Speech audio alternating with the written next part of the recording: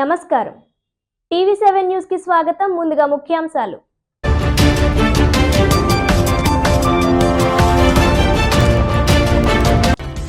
ఆదికవి Nannaya university Kakinada ఎంఎస్ఎన్పీజీ క్యాంపస్లో ఘనంగా బిర్సా ముండా 150వ జయంతి.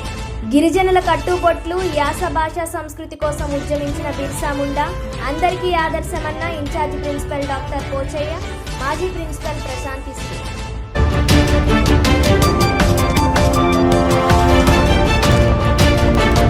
ఇసుక రీచ్లు అందుబాటులో లేని కారణంగా కాకినాడ జిల్లాకు సమీప జిల్లా నుంచి 2 రీచ్లు కేటాయించిన రాష్ట్ర ప్రభుత్వం. తూర్పుగోదావరి జిల్లా వేమగిరి, టీపర్రు3 ఇసుక రీచ్లు కేటాయిస్తూ జీవో నెంబర్ 66 విడుదల చేసినట్లు వెల్లడించిన కాకినాడ జిల్లా కలెక్టర్ షాన్మోహన్.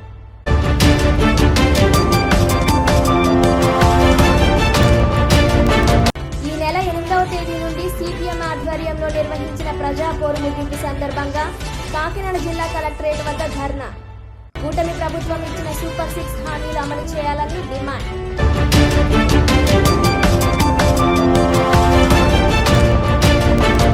ఇక డీటెయిల్స్ చూస్తే, కాకినాడ జిల్లాకు ఇసుక రీచ్లు అందుబాటులో లేని కారణంగా సమీప తూర్పుగోదావరి జిల్లాలోని వేమగిరి, టీపర్రు3 ఇసుక రీచ్లు ప్రభుత్వం కేటాయించినట్లు కాకినాడ జిల్లా కలెక్టర్ షాన్మోహన్ సగిలి వెల్లడించారు. ఈ సందర్భంగా ఆయన మీడియాతో మాట్లాడుతూ రీచ్లకు సంబంధించి జీవో ఎంఎస్ నెంబర్ 66ను ప్రభుత్వం విడుదల చేసిందన్నారు. సవరించిన ఉచిత ఇసుక విధానం 2024 ప్రకారం జిల్లా స్థాయిలో అన్ని ఇసుక కార్యకలాపాలు జిల్లా స్థాయి ఇసుక కమిటీ నిర్వహణ, పర్యవేక్షణ చేస్తుందన్నారు.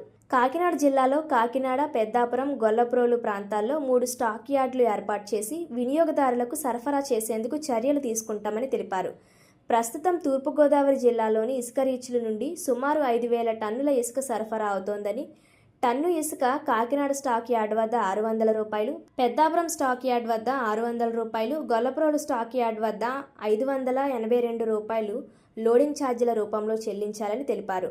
లోడింగ్ చేయడానికి ఏజెన్సీలను కూడా నియమిస్తామని వెల్లడించారు. ఈ కార్యక్రమంలో డిఆర్ఓ కె వెంకట్రావు, జిల్లా గనులు, భూగర్భ శాఖ అధికారులు తదితరులు పాల్గొన్నారు. అందరికీ నమస్కారం అండి. ఇవాళ 4 అంశాల గురించి ఇవాళ ఒక ప్రెస్ మీట్ పెట్టడం జరిగింది. ఒకటి ఇసుక గురించి, మన జిల్లాలో ఉన్న ఇసుక ఇష్యూస్, మన జిల్లాకి ఇప్పుడు ఇసుక ఎలా రాబోతోంది, దాన్ని కన్జ్యూమర్స్ ఎలా వినియోగించుకోవాలి, అంటే ఇసుక కావాల్సిన వాళ్ళు ఎలా వినియోగదారులు ఎలా ఇసుక బుక్ చేసుకోవచ్చు అనే దాని గురించి ప్రెస్ మీట్ పెట్టడం జరిగింది. రెండో ఇష్యూ, గ్రాడ్యుయేట్స్ సంబంధించి ఎమ్మెల్సీ ఎలక్షన్స్లో 2-3 చిన్న అపోహలు ఉన్నాయి. దాని గురించి మాట్లాడదాం అనుకున్నాం. మూడోది, మీరు ఆల్రెడీ చూసుంటారు, మన హానరబుల్ డిప్యూటీ సీఎం గారు కూడా లాస్ట్ విజిట్ చేసినప్పుడు కానీ ఆ తర్వాత కానీ ఈ చైల్డ్ అబ్యూస్, పిల్లల మీద అఘాయిత్యాలు కానీ వీటి గురించి చాలా సీరియస్గా రెస్పాండ్ అవ్వడం జరిగింది.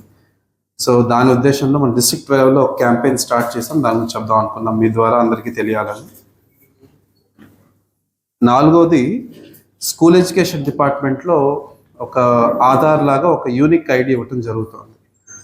అపార్ అని అంటాం, APAR. ఓకే, ఈ అపార్ ఒక ప్రాముఖ్యత అండ్ అది లేకపోతే పిల్లలు ఎలాంటివి నష్టపోతారు అండ్ అది మీ ద్వారా ప్రజలందరికీ చెప్పాలి, వాళ్ళ తల్లిదండ్రులకు చెప్పాలనే ఉద్దేశంతో ఈ 4 అంశాల గురించి మాట్లాడదాం అనుకున్నాము. ఆ తర్వాత ఇంకేదైనా మీడియా మిత్రులకు ఇంకేమైనా ఇష్యూస్ ఉంటే విల్ డిస్కస్. ఏమైంది అది ఓపెన్ యూనివర్సిటీ అలౌడా? అంబేద్కర్ అలౌడ్స్. గుడ్. మొదటిగా శాండ్ విషయానికి వస్తే, మీ అందరికీ తెలిసిందే, కాకినాడ జిల్లాలో స్పెసిఫిక్గా మనకు శాండ్ రీచెస్ కానీ ఎన్విరాన్మెంట్ క్లియరెన్స్ ఉన్న, అంటే పర్యావరణ అనుమతులు ఉన్న శాండ్ రీచెస్ మన కాకినాడ పరిధిలో లేవు. మనం ఏదైనా అమలాపురం అంటే కోనసీమ జిల్లా నుంచి కానీ లేదా ఈస్ట్ గోదావరి రాజమండ్రి వైపు నుంచి కానీ మనం ఆధారపడాల్సిన పరిస్థితి. అందువల్ల లాస్ట్ 2 months నుంచి మన 2-3 months నుంచి ఇన్ఫ్యాక్ట్ ఇబ్బంది పడుతున్నమాట వాస్తవం. అప్పటి వరకు మనకి పెద్దాపురం స్టాక్ యార్డ్లో ఉన్న శాండ్ కొంత వాడగలిగాం. అందరికీ గవర్నమెంట్ వర్క్స్ కానీ, ఏదైనా నేషనల్ హైవేస్ వర్క్స్ కానీ, లేకపోతే ఏదైనా చిన్న వర్క్స్ చేసుకున్న వాళ్ళకి మనం అక్కడి నుంచి అలాట్ చేయడం జరిగింది. కోనసీమ జిల్లా నుంచి కానీ లేదా ఈస్ట్ గోదావరి రాజమండ్రి వైపు నుంచి కానీ మనం ఆధారపడాల్సిన పరిస్థితి. సో అందువల్ల లాస్ట్ 2 months నుంచి మనం 2-3 months నుంచి ఇన్ఫాక్ట్ ఇబ్బంది పడుతున్నమాట వాస్తవం. అప్పటి వరకు మనకి పెద్దాపురం స్టాక్ యార్డ్ లో ఉన్న శాండ్ కొంత వాడగలిగాం. అందరికి గవర్నమెంట్ వర్క్స్ కానీ, ఏదైనా నేషనల్ హైవేస్ వర్క్స్ కానీ, అయితే ఏదైనా చిన్న చిన్న వర్క్స్ చేసుకున్న వాళ్ళకి మనం అక్కడి నుంచి అలాట్ చేయడం జరిగింది. ఆ తర్వాత ఈ లాస్ట్ 1 month ఈ నడపడానికి రాజమండ్రిలో ఒక చోట I think 5,000 tons 5,000 tons sand ఉంటే అది తెప్పించుకొని ఇక్కడ నుంచి సేల్ చేయడం జరిగింది. ఎస్పెషల్లీ హౌసింగ్ పర్పసెస్ కోసం, కొంత పిఆర్ వర్క్స్ కోసం, ఇంకా అంగన్వాడీస్ లో కొన్ని రిపేర్స్ చేస్తున్నాం. సో అలాంటి వర్క్స్ కోసం. సో అలా అప్పటికప్పుడు ఏదో సర్ది పెట్టుకోవడం తప్పితే మనకంటూ ఒక సోర్స్ అంటే ఒక రీచ్ ఉండడం, ఒక సోర్స్ ఉండడం లేదనమాట. సో అందుకని మనం గవర్నమెంట్ కి రిప్రజెంట్ చేసి, అందుకని డిప్యూటీ సీఎం గారు, తర్వాత సీఎం గారికి రిప్రజెంట్ చేసి, సార్ ఇక్కడికి వచ్చినప్పుడు, కాకినాడకి వచ్చినప్పుడు కూడా మనకంటూ ఒక 2 రీచెస్ ఉండాలి కాకినాడకి. అట్లీస్ట్ ఈ సీజన్ వారీగా, అంటే ఏ సీజన్ లో ఎన్ని ఉంటాయి తెలియదు, సీజన్ కి అట్లీస్ట్ 2 రీచెస్ ఉండాలనే ఉద్దేశంతో మనం 2 రీచెస్ అడగడం, మనకి గవర్నమెంట్ నుంచి కూడా ఫేవరబుల్ గా 2 రీచెస్ అలాట్ అవ్వటం జరిగింది. కాకినాడకి అలాట్ చేయటం అండ్ అఫ్ కోర్స్ మనకు అలాట్ చేసిన చిన్న చిన్న లోకల్ పర్పసెస్ కోసం వాళ్ళు కూడా తీసుకోవచ్చు. బట్ ఆన్లైన్ బుకింగ్ మనకి అవైలబుల్ గా ఉంటాయి. ఈ 2 రీచెస్ తో పాటు మిగిలిన రీచెస్ కూడా, ఇప్పుడు ఫర్ ఎగ్జాంపుల్ జగ్గంపేట దగ్గర నుంచి మేబీ వేమగిరి కన్నా ఇంకేదైనా దగ్గర ఇంకో రీచ్ ఉండొచ్చు రాజమండ్రి దగ్గర. సో అది కూడా అలౌ చేస్తాం. ఎనీ కస్టమర్ అంటే ఇళ్ళకి అవ్వచ్చు, లేదంటే బల్క్ కస్టమర్ అంటే ఏదైనా ఎన్హెచ్ వర్క్స్ కానీ, లేకపోతే పెద్ద అపార్ట్మెంట్స్ కొడుతున్న ప్రైవేట్ వర్క్స్ కానీ, ఈ రోజు నుండి వాళ్ళు ఆన్లైన్ లో ఈ 2 రీచెస్ నుంచి అప్లై చేసుకోవచ్చు. ఈచ్ రీచ్ లో కాకినాడ కలెక్టర్ ఆధ్వర్యంలో టెండర్స్ ఇచ్చి, ఆ రీచ్ లోని ఇసుక తవ్వటానికి, దాన్ని లోడింగ్ చేయటానికి, అంటే ఎక్స్కవేషన్ అండ్ లోడింగ్ ఈ 2 పనులు కలుపుకొని ఒక టెండర్ ఇవ్వటం జరిగింది. ఆ టెండర్ ఇచ్చిన తర్వాత ఒక ఏజెన్సీని ఫైనలైజ్ చేయడం జరిగింది. అంటే రీచ్ ఆపరేషన్స్ అంటాం.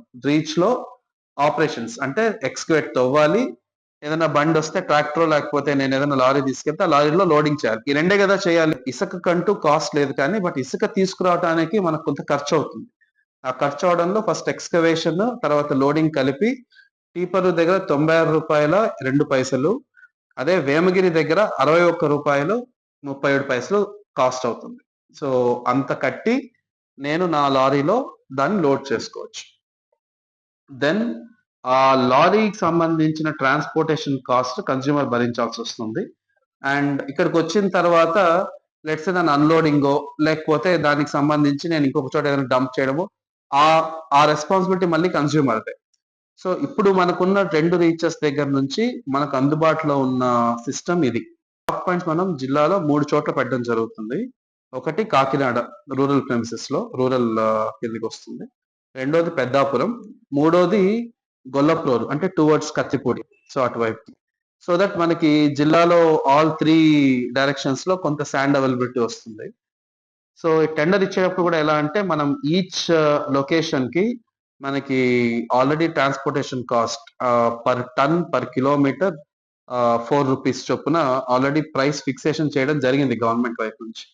సో ఇప్పుడు టీపర్ నుంచి ఆర్ వేమగిరి నుంచి తీసుకొస్తే ఒక రీచ్ లో అక్కడే లోడింగ్ అవుతుంది కదా, లోడింగ్ ఛార్జెస్ అక్కడ ఉన్న రీచ్ ఆపరేటర్ చేసుకుంటాడు. కాబట్టి ట్రాన్స్పోర్టేషన్ తీసుకొచ్చి మన దగ్గర మళ్ళీ నేను ఏదన్నా స్టాక్ పాయింట్ కి నేను ఇల్లు కట్టుకుని నేను ట్రాక్టర్ తీసుకెళ్ళాను అనుకోండి, నాకు లోడింగ్ ఎవరు చేయించాలి? ఆ స్టాక్ పాయింట్ ఎవరైతే మేనేజ్ చేస్తున్నారో ఆ స్టాక్ పాయింట్ లో ఉన్న వెండర్ మేనేజ్ చేయాలి. కాబట్టి ఆ లోడింగ్ ఛార్జెస్ ప్లస్ ఆ ఏరియా స్టాక్ యార్డ్ మెయింటైన్ చేయాలంటే నాకు ఒక 2 సెక్యూరిటీ గార్డ్స్ ఉండాలి, సీసీటీవీ మ్యాండేటరీగా పెట్టాలి, నేను అక్కడ ఒక కంప్యూటర్ పెట్టుకొని బిల్స్ అప్లోడ్ చేయాలి. సో ఈ 4-5 వర్క్స్ అన్ని వాడు చెయ్యాలి, ఆ కాంట్రాక్ట్ చేయాలని చెప్తూ ఒక టెండర్ ఒక లాటరీ, బేసిక్ టెండర్ కాదు లాటరీ. సో ఇంత రేట్ కి ఇక్కడ అమ్మాలి, లెట్స్ ఫర్ ఎగ్జాంపుల్ 600 చిల్లర రేట్ మనకి వస్తా ఉంది. ఈ 3 రీచెస్ లో 600 రూపీస్ చిల్లర రేట్ వస్తుంది అనమాట ఒక్కొక్క టన్ కి. 600 రూపాయలకి ఎవరైతే ఇంట్రెస్టెడ్ ఉంటారో, 650కి ఇవ్వగలిగే ఇంట్రెస్టెడ్ ఉంటారో వాళ్ళు ఆ టెండర్ లో పార్టిసిపేట్ చేయాలి. టెండర్ అంటే లాటరీ బేసిక్. AP.gov.in ఇది పోర్టల్ ఇలా ఓపెన్ చేస్తాం. ఫస్ట్ స్టెప్ ఇలా ఓపెన్ అవుతుంది. ఇందులో మనం ఎక్కడికి వెళ్ళాలి? రైట్ సైడ్ మూడోది జనరల్ శాండ్ కన్జంప్షన్ అనే దాని మీద క్లిక్ చేస్తాం. క్లిక్ చేయండి. క్లిక్ చేస్తే ఈ పోర్టల్ ఓపెన్ అవుతుంది. ఇక్కడ ఎవరైతే బుక్ చేసుకున్నారో వాళ్ళ ఆధార్ నెంబర్ తో ఎంటర్ చేస్తున్నాం. టైం లైన్ అయిపోయిందన్న అపోహలో ఉన్నారు చాలా మంది. No, wrong. ఇప్పటికీ ఆల్ మండల్స్ లో అప్లికేషన్ పెట్టొచ్చు, పెట్టాలి. ఒకవేళ ఎవరైనా మిస్ అయి ఉన్నారు, వాళ్ళవి అప్లికేషన్ ఇంకా పెట్టుకోలేదు, ఇప్పటికి పెట్టొచ్చు. మా వాళ్ళు యాక్సెప్ట్ చేయాలి. 6వ తేదీ నుంచి 9th ఆఫ్ డిసెంబర్ వరకు అప్లికేషన్ తీసుకుంటూనే ఉంటాము. 9th ఆఫ్ డిసెంబర్ వరకు వచ్చిన అప్లికేషన్ లో అన్ని రిజెక్ట్ యాక్సెప్ట్ చేసి వాళ్ళ సబ్మిట్ చేసిన డాక్యుమెంట్స్ ప్రకారం 25వ తేదీలోపు అవన్నీ ఫైనలైజ్ చేసుకొని ఫైనల్ లిస్ట్ 30 డిసెంబర్ పబ్లిష్ చేస్తాం. సో అలాగా ప్రతి చోట కొన్ని అవాంఛనీయ సంఘటనలు జరగటం, మనం దాన్ని అయిన తర్వాత దాన్ని కేసులు పెట్టడం ఇవన్నీ చేయకుండా ఫస్టే ఒక క్యాంపెయిన్ లాగా డిస్ట్రిక్ట్ లో ఒక 6 months ప్రతి డిపార్ట్మెంట్ నుంచి వాళ్ళకి సంబంధించిన బెనిఫిషరీస్ కానీ వాళ్ళకి సంబంధించిన వాళ్ళు రెగ్యులర్ గా ఇంటరాక్ట్ అయ్యే డిపార్ట్మెంట్స్. సో ఫస్ట్ ఫేజ్ లో డిఓ స్కూల్స్, తర్వాత డ్వామా అంటే ఎన్ఆర్జిఎస్ వర్కర్స్, ఎస్హెచ్జి గ్రూప్స్,